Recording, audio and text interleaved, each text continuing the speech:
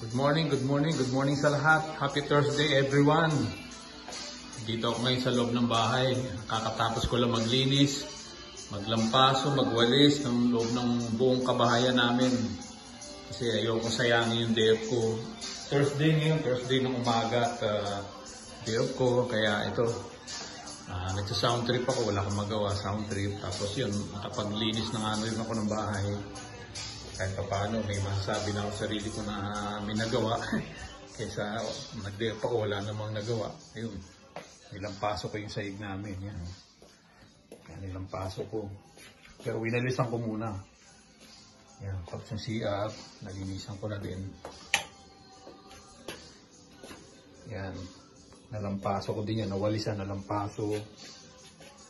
Ito, dinamay ko na rin. Dito sa may lagay naman ng mga sapatos at bag.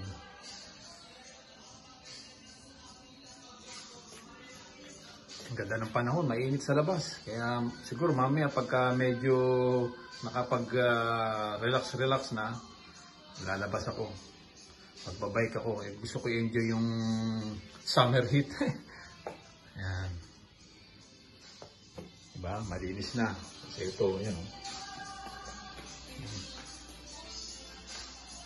Ilampaso ko yan, ilinis ko yan. Pati itong lamesa, pinunasan ko na.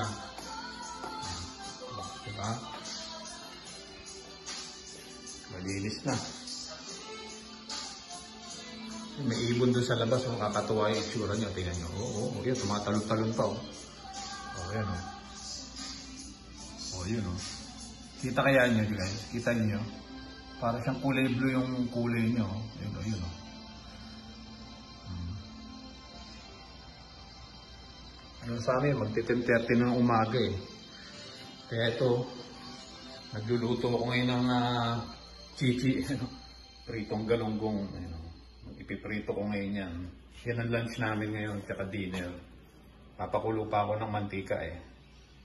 Yan, pag kumulo yan, pag mainit na, yun. GG. Yan ang ulam namin ngayon, ngayong araw.